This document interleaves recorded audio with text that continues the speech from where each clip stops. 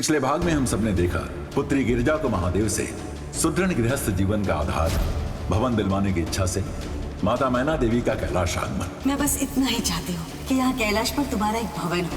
भवन तो कारागृह होता है प्रभु, यहाँ मुक्त कैलाश पर जो आनंद है वो अन्यत्र कहाँ। देवी इंद्राणी का पुत्र मोह में सती अनसुईया पर आरोप। माता बनने के लिए अपनी संतान को 9 माह तक अपने गर्भ में रखना पड़ता है, परंतु जिसकी कोख ही बंजर हो वो क्या जाने कि माता बनने का मोल क्या होता है। क्या ये सारी घटनाएं शिव के बाल शिव के रूप में जन्म लेने की पूर्व तैयारी है? क्या वास्तव में वैरागी महादेव के कैलाश पर निर्माण होगा भवन का? आइए देखते हैं हम सब। शीघ्रता करो, पासे लाओ, प्रभु आते ही होंगे, लगाओ जल्दी। अब आरंभ होगा चौसर का खेल, माता और प्रभु के बीच।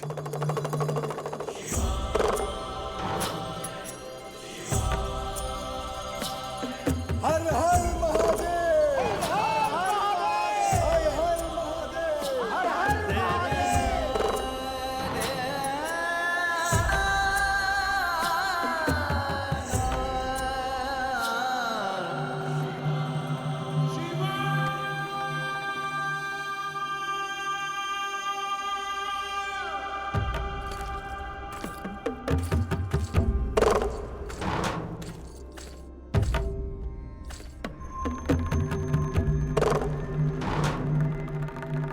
मैं यहाँ अपने जमाता से एक अनुरोध करने आई हूँ। अवश्य माता। आप तो अवघड़ दाता है, संपूर्ण विश्व को देते हैं, इसीलिए आज मैं यहाँ आपसे कुछ मांगने आई हूँ। बोलिए जमाता, देंगे? जमाता भी पुत्रवत होता है माता, आज्ञा दीजिए। आज्ञा तो आपको देनी है, बिना आपकी आज्ञा मेरी पुत्री के जीवन में सुख नहीं आएगा। कैलाश पर एक भवन बनाने की अनुमति दीजिए जमाता।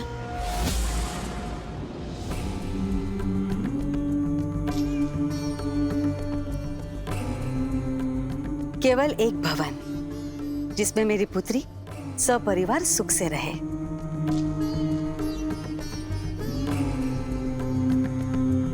जिस घर गृहस्थी के चक्रियों से बचने के लिए मैं यहाँ आया था, उस गृहस्थी का संकट यहाँ भी आ पहुंचा। कुछ युक्ति लगानी होगी। बोलिए जमाता, मैं आपके उत्तर की प्रतीक्षा में हूँ।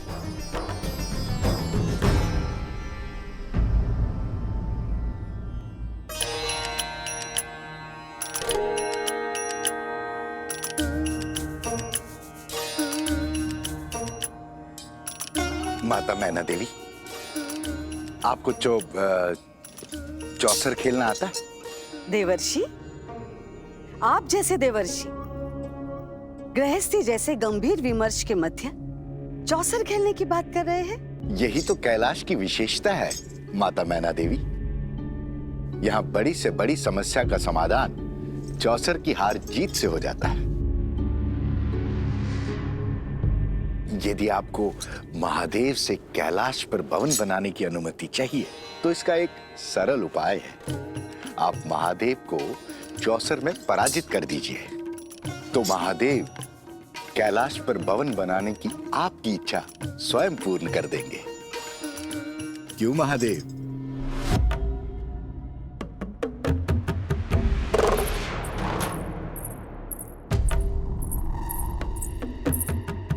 यदि जमाता की ये इच्छा है तो मैं ये खेल खेलने के लिए तैयार हूँ।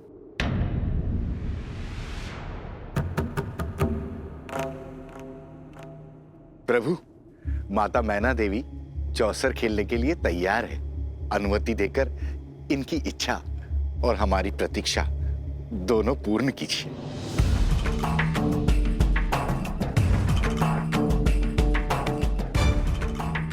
अनुमति दीजिए जमाता, अन्यथा आपके मौन को यहाँ सब लोग पराजय का भय समझेंगे। भय निर्बल को सताता है माता मैना देवी। अब तो सहमति दे दीजिए प्रभु। हाँ प्रभु, दे दीजिए सहमति।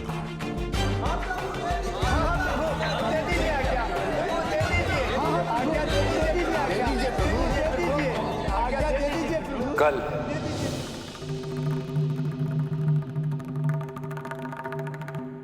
प्रातःकाल।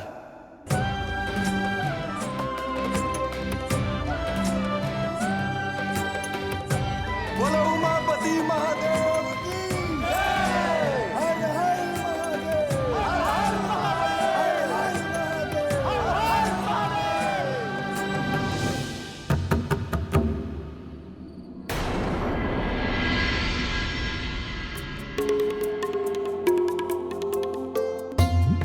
आपने चौसर खेलने की अनुमति दे दी? ना देता तो माता की इच्छा का अपमान होता। तो आप माँ की इच्छा का मान रखने के लिए कैलाश पर भवन निर्माण की इच्छा को भी पूर्ण करेंगे? मैंने अनुमति चौसर खेलने की दी है पार्वती, भवन निर्माण की नहीं।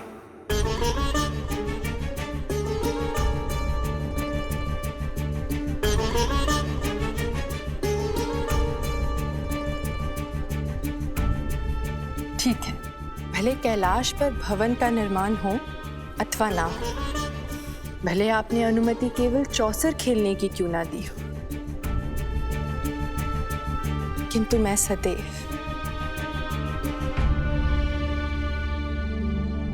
रहूंगी अपनी माँ के पक्ष में। मैं चौसर में आपको उन्हें पराजित नहीं करने दूंगी, ये निश्चित है।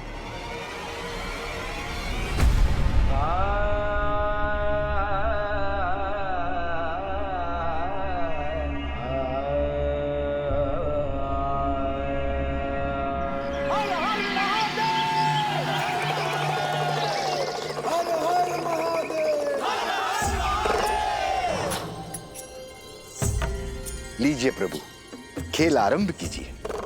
खेल प्रारंभ होने से पहले मैं खेल के अनुबंध को पुनश्च दोहराना चाहूंगी जमाता जी।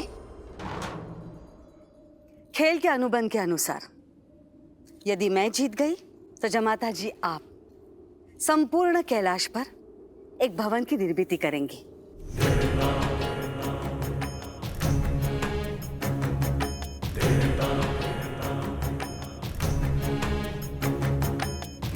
और आप सब लोग इस अनुबंध के साक्षी होंगे। बात तो एक भवन निर्माण की हुई थी माता मैना देवी, पूरे कैलाश पर भवन निर्माण? शिव शिव शिव शिव प्रभु। मेरी तो इच्छा भी यही है और स्वप्न भी कि संपूर्ण कैलाश पर एक भवन का निर्माण हो जो संसार में कैलाश भवन के नाम से जाना जाए।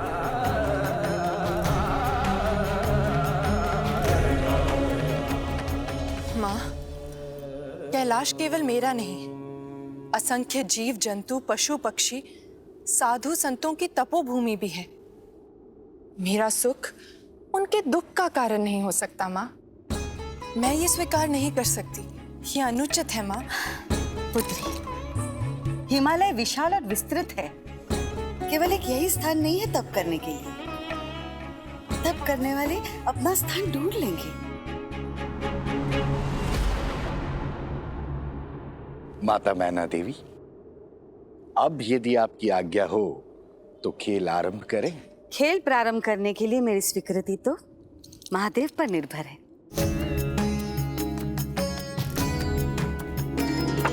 खेल खेल में नियति जो बदले, शिव शंभु अब खेलो खेले।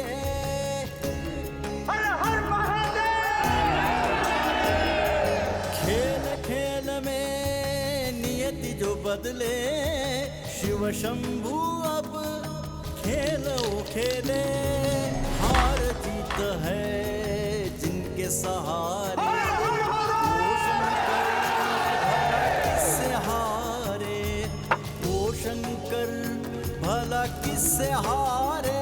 सब इच्छा है महादेव की, महिमा है महादेव की, इच्छा है महादेव की, महिमा है महादेव की।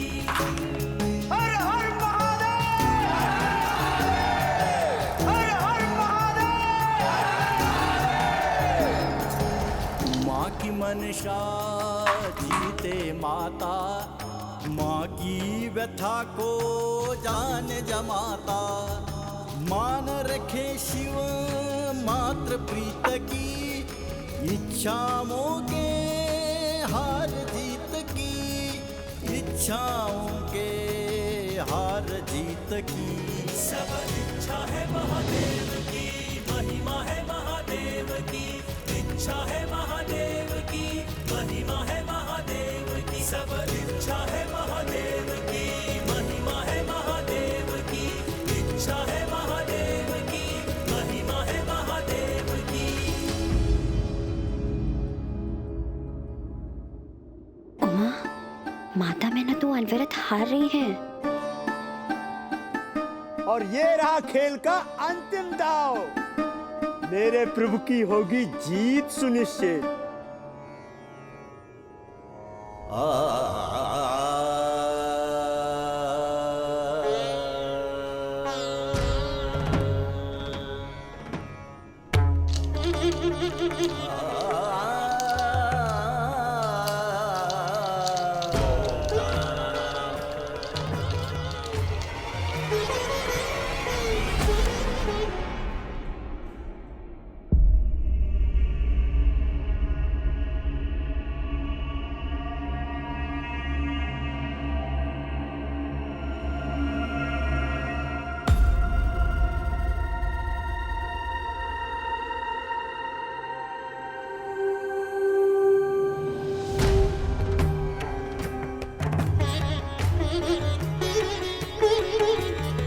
मैंने कहा था ना महादेव, मैं अपनी माँ को हारने नहीं दूंगी आपसे।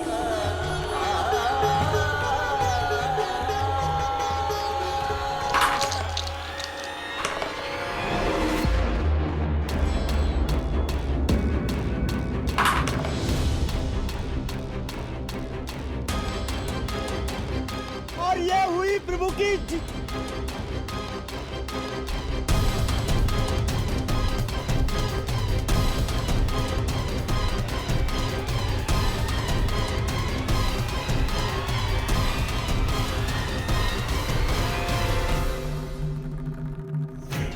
मैं जीत गई।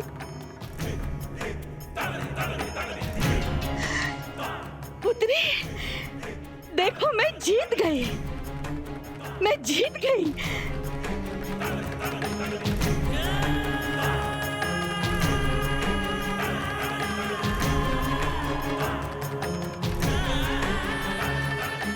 पुत्री, मैं जीत गई। मैं जीत गई। मैं जीत गई।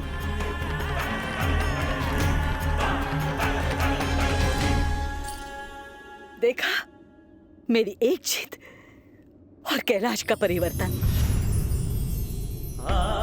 अब कैलाश बदल जाएगा।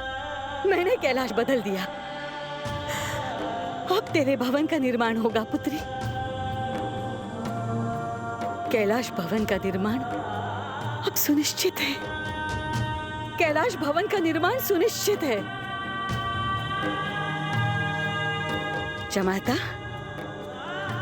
आप तो हार गए। अब मेरी इच्छा पूर्ण कीजिए। भवन निर्माण की इच्छा केवल आपकी इच्छा नहीं है माता, आपकी उस कामना में पार्वती की मनोकामना भी सम्मिलित है।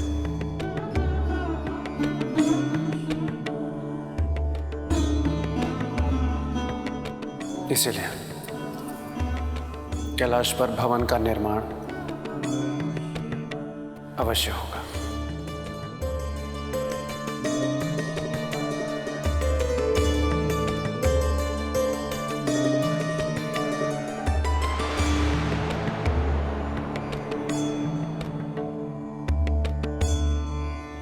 भवन का शिल्पकार कौन होगा?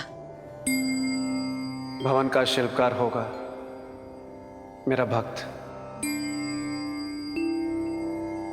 ज्ञान और कला में कुशल रावण।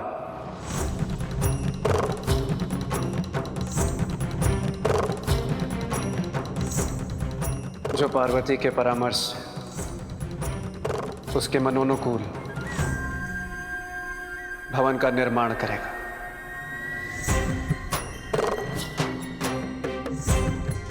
नंदी, प्रभु।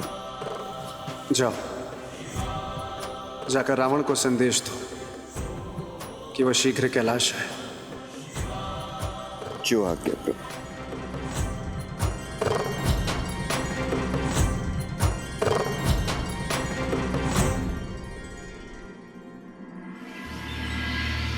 देवराज इंद्र और सभा में उपस्थित सभी सदस्य और सदस्यों, जिस घटना को लेकर मैंने सभा की आपात बैठक बुलाई है वो एक अत्यंत ही गंभीर घटना है। मेरा आरोप है कि मेरे पुत्र जयंत की एक अति साधारण सी भूल को लेकर आचार्य अनुसुईया ने जो दंड दिया वो किसी भी अभिभावक के लिए अकल्पनीय और किसी भी गुरुकुल के लिए निंदनीय है।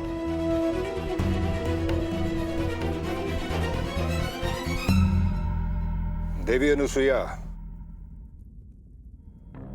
इस आरोप के विरुद्ध आपकी ओर से कोई स्पष्टीकरण?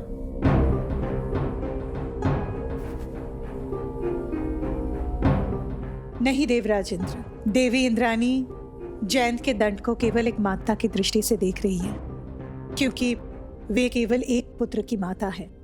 परंतु मैं गुरुकुल की सभी छात्रों की मां हूं। इस दंड को मेरी दृष्टि से देखा जाए।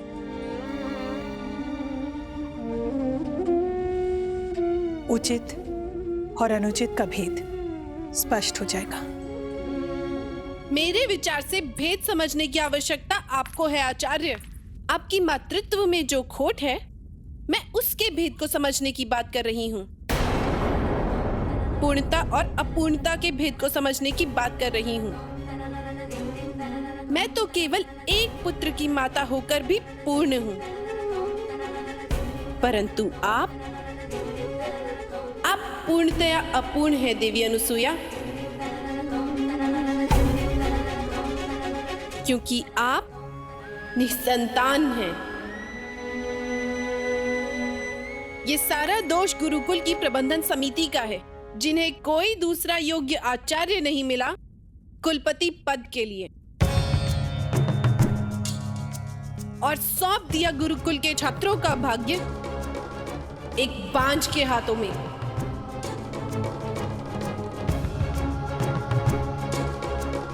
देवेंद्रानी, आप शब्दों की मर्यादा भूल रही हैं। क्षमा करें ऋषिवर, एक मां की आहत भावनाओं को मर्यादा की सीमा में नहीं बांधा जा सकता।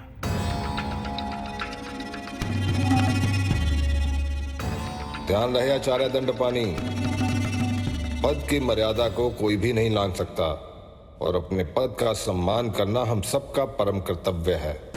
परंतु एक बांझ को कुलपति पद पर बैठाना किसी भी दृष्टिकोण से न्याय संगत नहीं है। इन्हें इस पद पर बैठने का कोई अधिकार नहीं है, इसलिए मैं इन्हें अस्वीकार करती हूँ और इन्हें कुलपति पद से तत्काल प्रभाव से निलंबित किए जाने का प्रस्ताव रखती हूँ।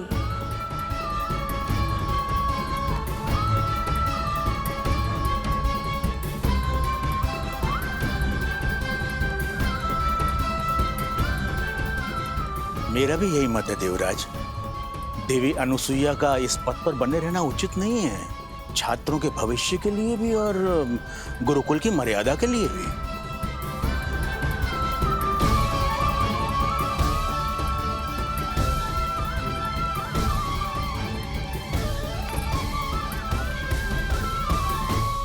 यदि आप सब मेरे विचार से सहमत नहीं हैं, तो फिर चुनाव ही एक उत्तम विकल्प है। चुनाव करवा लीजिए, जो बहुमत कहेगा मुझे स्वीकार होगा। चुनाव की कोई आवश्यकता नहीं है। यदि मेरे कुलपति पद पर बने रहने में मेरी अपूर्णता बाधक है, तो मैं इसी क्षण इस पद को त्यागती हूं।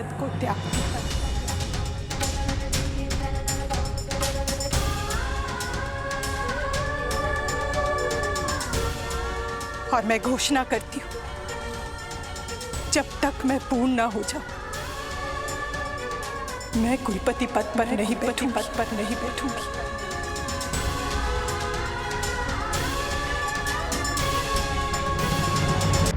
ठहर जाइए देवी अनुसुईया।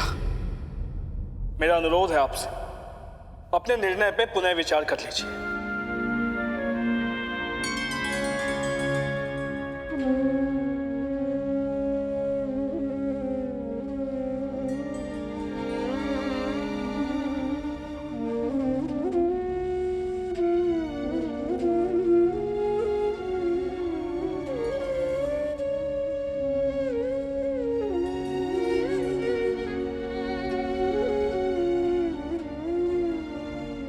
उपस्थित सभा सदन के समक्ष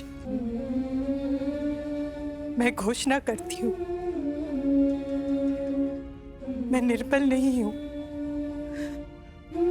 मैं असहाय नहीं हूं, मैं महासती हूं, महासती अनुसुईया। मुझ में इतनी शक्ति है, यदि मैं चाहूं तो अपने सतीत्व के बल पर मैं सूरज को रोक लूं, पृथ्वी और अन्य ग्रह नक्षत्रों की चाल बदल दूं, बड़े से बड़े तूफान को नियंत्रित कर दूं। यदि मेरे नियंत्रण में कुछ नहीं तो वो है मेरे गर्भ धारण करना, और इस एक क्षमता के कारण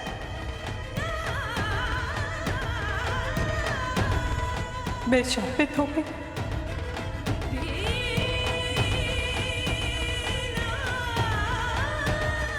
अब शकुनी हो गई।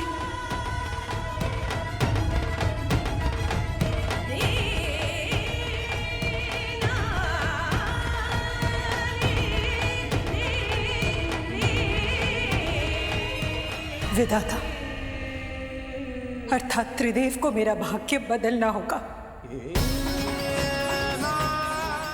अब त्रिदेव को मेरी ममता की गोद में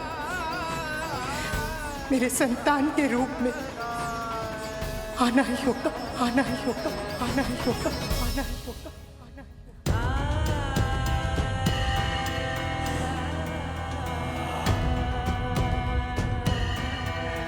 मैं महासती अनुसुईया 10 दिशाओं, यहां उपस्थित सभी देवी देवताओं और आचार्यों को साक्षी मानकर त्रिदेव को अपने संतान के रूप में प्राप्त करने का प्रण लेती हूं, प्रण लेती हूं, प्रण लेती हूं, प्रण लेती हूं।